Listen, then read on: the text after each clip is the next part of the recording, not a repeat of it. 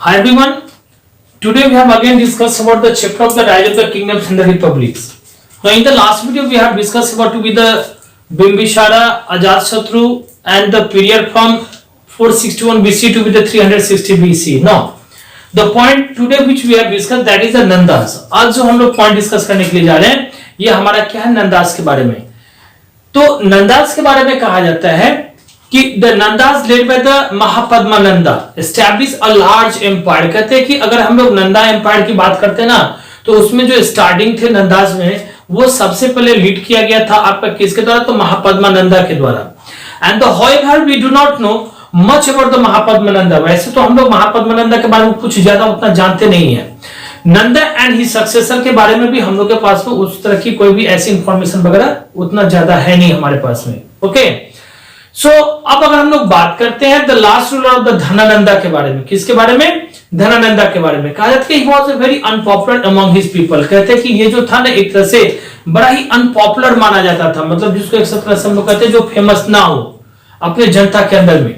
क्योंकि तो चंद्रगुप्ता मौर्य ओवरथ्रू द धनानंदा। कहते हैं कि धनानंदा जो थे उसको चंद्रगुप्ता मौर्य ने क्या किया, तो वहां से ओवरथ्रू किया, वहां से उसको हटा दिया एक तरह से। And they कनकरर the Magadha and establish the Mauryan dynasty. और मगधा को कनकर करने के बाद में चंद्रगुप्ता मौर्य ने क्या किया, तो वहां पर एक तरह से मौर्यन डायनेस्टी जो था उसकी वो एस्टैब्लिशिंग की गई। नाउ अब हम लोग आते इसी में आपका एक नाम दिया गया है इन्वेंशन ऑफ द अलेक्जेंडर के बारे में। ये किस तरह का उस समय में था ना, वो इन्वेंशन ऑफ अलेक्जेंडर का था। किसका हमने कहा, इन्वेंशन ऑफ अलेक्जेंडर। ओके ये नाम हम लोग को याद रखना है किस तरह से इनकी इन्वेंशन हुई थी हमारे उस समय में इस मौर्यन डायनेस्टी के ऊपर में, या चाहे जो भी उस समय में रूल थे उस समय में। कहते हैं कि Alexander become the king of the Macedonia. कहते हैं कि एक तरह से अलेक्जेंडर को कहा जाता था कि ये मैकेडोनिया का ना एक तरह से रूलर हुआ करता था, जो कि एक तरह से ग्रीक में पड़ता था, ग्रीस में, इन 336 बीसी में। Now he set out to establish the large empire in the world। कहते हैं कि उन्होंने अपने मध्य में ना दिमाग में एक तरह से ये सेटअप कर लिया था कि जैसे भी जो होगा मैं एक अपना बड़ा सा लार्ज एम्पायर बनाऊंगा वर्ल्ड के अंदर में। एंड हैवर सीन मतलब हैड एवर सीन, जिसको कभी भी आज तक देखा न गया हो, ऐसा वो लार्ज एम्पायर बनाने की उनकी सपना भी थी। After conquering the Asia Minor. कहते हैं कि उस समय में तुर्की, सीरिया, इजिप्ट, इसके बाद में एंड द पर्शियन जो एम्पायर थे ना, इन सबको करने के बाद में मतलब कब्जे में करने के बाद में Alexander set his eyes on the India. Alexander जो था वो अपना आई जो था वो एक तरह से इंडिया के ऊपर में क्या कर चुका था, सेट कर चुका था। मतलब अब वो इंडिया को जीतने की मतलब बातें सोच रहे थे। No Alexander invaded India in 326 BC. कहते हैं कि अलेक्जेंडर के बारे में इन्होंने इंडिया को एक तरह से इन्वेड किया था, कब, तो 326 बीसी में। And at this time the north western India was divided into the many independent kingdom. कहते हैं कि उस समय में ना नॉर्थ इंडिया जो था वो आपका बहुत सारे इंडिपेंडेंट किंगडम में जो था वो एक तरह से डिवाइड हो चुका था। And who were the constantly at a war with the one another, जो एक तरह से ये लोग आपस में ही लड़ाई वगैरह किया करते थे एक दूसरे से। Alexander defeated them easily. Alexander ने क्या किया, उनको एक तरह से डिफीट किया, इजीली वे में उनको डिफीट किया गया। तो however a king named the Porus. कहते हैं कि उस समय में एक राजा था जिसका नाम था किंग, ये पोरस नाम था। And who ruled the region between the Jhelum and the Chenab river. कहते हैं कि ये रूल किया करते थे झेलम और चेनाब रिवर के बीच में। Resistance is the advance. कहते हैं कि कहते ना इस समय उनको रोकने वाला अगर कोई था तो वही था अलेक्जेंडर डिफीटेड पोरस। उस समय में अलेक्जेंडर ने क्या किया, तो पोरस को डिफीट किया।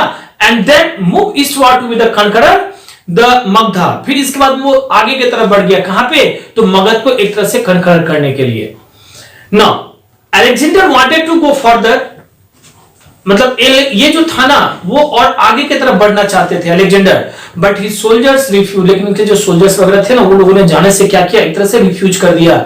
And they were the tired, homeless and the one willing to be the face the powerful Magadhan army. और ये लोग ना एक तरह से इतने दिनों से लड़ाई वगैरह करते करते करते एक तरह से टायर्ड हो चुके थे, ये लोग थक चुके थे। कहते कि होम सिक भी हो चुके थे एक तरह से। अनविलिंग जो था ना वो टू फेस द पावरफुल। उसमें ये लोग ये भी समझ चुका था कि मगध का आर्मी जो है ना वो एक तरह से बड़े ही पावरफुल है, तो उन लोगों से लड़ने में भी ये लोग हिचक रहे थे, डर रहे थे। So Alexander had no choice to build to be the retreat. अब इनके पास में कोई चॉइस ही नहीं रहा वहां से रिट्रीट करने का। So he divided the territories he had the conqueror in India into with the 3 parts and put them into with the each under to the control of the general। कहते कि उस समय में इन्होंने क्या किया, अलेक्जेंडर ने अपने मतलब जो भी एम्पायर इन्होंने एक तरह से वहां पर में बनाया हुआ था, जीता हुआ था ना, जो भी कंकरर का किया था उसको 3 पार्ट्स पे इन्होंने क्या किया तो डिवाइड कर दिया और एक एक करके कंट्रोल जो था वो अपने जनरल के अंदर में दे दिया। Alexander then return to be the his homeland, फिर वहां से अलेक्जेंडर क्या होते हैं तो रिटर्न अपने घर की तरफ चले आते हैं। No Alexander however the never the reach the Macedonia, कहते हैं कि वहां से तो निकल के अपने घर की तरफ आते हैं मैकेडोनिया की तरफ, लेकिन वो मैकेडोनिया पहुंच नहीं पाते हैं। And he died in the Babylon in the 323 CE, कहते हैं कि 323 बीसी में आकर के ना वो वहां पर में एक तरह से डाइड कर जाते हैं, कहां पे तो बेबीलोन में। After his death lifting the brought out, कहते हैं कि in fighting the brought out, इनके मरने के बाद में क्या होता है ना पूरा का पूरा इन फाइटिंग होने लगता है सब जगह में among the Greek generals in India. So Chandragupta Maurya defeated the warring Greeks general and they made the Maurya the supreme power in India।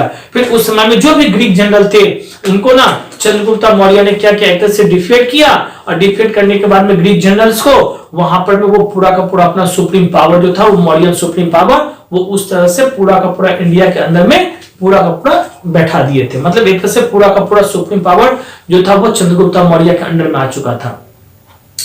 ये तो बातें हो गई यहां तक इन्वेंशन का, लेकिन एक और कुछ पॉइंट्स वगैरह इसमें हमारे पास में दिया गया है कि आखिर वो इंपैक्ट क्या था जब अलेक्जेंडर ने हमारे यहां इन्वेशन की थी तो उसकी इंपैक्ट वगैरह की थी क्या था। तो कहते हैं कि for the first time Europe came to be the close contact with the India, कहते हैं कि उस समय में सबसे पहले ये बात हुई कि जो यूरोप था ना वो इंडिया के कांटेक्ट में एक तरह से आया था। 4 डिफरेंट ट्रेड रूट्स ओपन, कहते हैं कि 4 डिफरेंट तरह का जो ट्रेड रूट था ना वो भी ओपन अप हुआ between the Europe and the India में। एंड दिस प्रोमोटेड, इससे क्या हुआ तो ट्रेड को प्रोमोट मिला, एक तरह से रिलेशन बिटवीन द टू, दोनों के बीच में जो था वो रिलेशन भी अच्छा बना था। अब जो सेकेंड पॉइंट दिया हुआ कि Greek historians provided the deals of the Alexander's campaign in India, कहते हैं कि जो भी ग्रीक हिस्टोरियन थे उस समय में उन लोगों ने प्रोवाइड किया एक तरह से डिटेल्स वगैरह जो था अलेक्जेंडर कैंपेन्स का इंडिया में, including the dates of the various event, जितने सारे घटने वगैरह भी थे सभी के सभी वो सब लिखे गए। And this has help to be establish the define the dates for the subsequent event, और इससे क्या हुआ तो वो डेट वगैरह सब लिखने से ये पता चला था कि कब कौन सी घटनाएं वगैरह जो थी वो यहाँ पर में घटी थी। And the Greek also wrote about to be the social and the economic condition prevailing in the India, कहते हैं कि उस समय में ग्रीक जो थे ना वो लोग क्या करते थे एक तरह से रोट करते थे सोशल और इकोनॉमिक कंडीशन के बारे में कि क्या उस समय में सोसाइटी के अंदर में कैसे क्या था नहीं था, इंडिया के अंदर में कैसे था नहीं था। एंड द नेक्स्ट पॉइंट है आपका कि Alexander invention Weeknd the small, जितने भी सारे किंगडम वगैरह थे ना उसको एक तरह से वीकेंड कर चुका था। तो इस तरह से उन्होंने स्मॉल किंगडम वगैरह पर में अपना जो भी था कब्जा। तो this help to be the Chandragupta Maurya to lay the foundation of the Mauryan dynasty, इससे क्या हुआ चंद्रगुप्ता मौर्य को तो जो फाउंडेशन थी एक तरह से मौर्यन डायनेस्टी की उसको वहां पर उन्होंने बनाने में सक्षम हो पाया। And the cultural contact between the Greeks and the Indians give the birth to be the new school of the art, कहते ये जो कल्चरल कांटेक्ट बड़ा हुआ ना ग्रीक्स का और इंडिया का, इससे क्या हुआ तो बर्थ हुई, किस चीज की बर्थ हुई तो school of the new school of the arts का बर्थ हुआ, एक तरह से जिसको कहा गया था गांधी स्कूल ऑफ आर्ट्स का नाम दिया गया। ये सारा का सारा जो था ना इसका एक तरह से इंपैक्ट था जो चंद्रगुप्ता मौर्य की इन्वेंशन का। अब हम लोग आते हैं बात करते हैं चंद्रगुप्ता मौर्य के बारे में। कहते हैं कि according to be the some sources, जो भी सोर्सेस उस समय में था उससे ये पता चला था कि चंद्रगुप्ता मौर्य, ये चंद्रगुप्ता जो मौर्य थे ना वो बिलोंग करते थे to tribe called the Maurya से, ये जो बिलोंग करते थे एक ट्राइब का नाम हुआ करता था मौर्याज, उससे ये बिलोंग करते थे। And he grew up among to be the, कहते कि कॉ हैंड मतलब कॉ हर्ड्स के रूप में वो बड़े हुए थे, मतलब गाय चराने वाला सब जो होता है ना उस तरह से, और हंटर्स के रूप में ये ग्रू अप हुए थे, बड़े हुए थे। चाणक्य के बारे में कहा जाता है कि ही वाज अ लर्न्ड ब्राह्मण spotted the Chandragupta leading a group of the children in a game.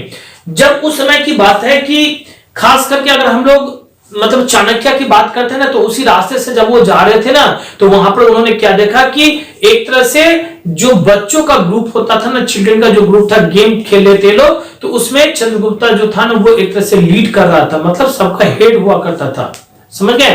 And the Chanakya saw the seeds of the future greatness in the Chandragupta, कहते हैं कि ना एक तरह से चाणक्य ने क्या देखा, तो इस मतलब चंद्रगुप्ता मौर्य के अंदर में एक तरह से क्या देखता है कि इसका जो फ्यूचर है ना वो बहुत ही ग्रेटनेस है। और Chanakya took the Chandragupta with him to be the Takshashila, और उसी समय इन्होंने क्या किया, तो ये चाणक्य ने क्या किया, चंद्रगुप्ता को वहां से अपने यहां लेके चले आए, तक्षशिला में लेके चले आए। और उसके बाद में दे भी train him in the martial skill, कहते हैं कि वहां पर मैं आने के बाद में उसको तरह तरह के स्किल वगैरह दिया गया, शिक्षा वगैरह दिए गए, such as the wrestling and the swordsmanship, कहते हैं कि रेसलिंग से लेकर के तलवारबाजी तक। And finally with the Chanakya's help, और बाद में चाणक्य का हेल्प से क्या हुआ, तो Chandragupta overthrew to be the Nanda ruler, जो चंद्रगुप्ता जो थे ना वो नंदा रूलर को वहां से हटाने में मतलब कामयाब हो पाया। And the conquered the Magadh, और मगध को जो था वो अपने कब्जे में कर पाया। सो इसके बारे में हम लोग और आगे जब चैप्टर जाएंगे, आगे बढ़ेंगे, तो और बहुत सारा डिस्क्रिप्शन जो है ना वो चंद्रगुप्ता मौर्य के बारे में, चाणक्य के बारे में हम लोग पढ़ेंगे। ये चैप्टर आप लोग का यहीं पे कंप्लीट होता है। Okay, that's all.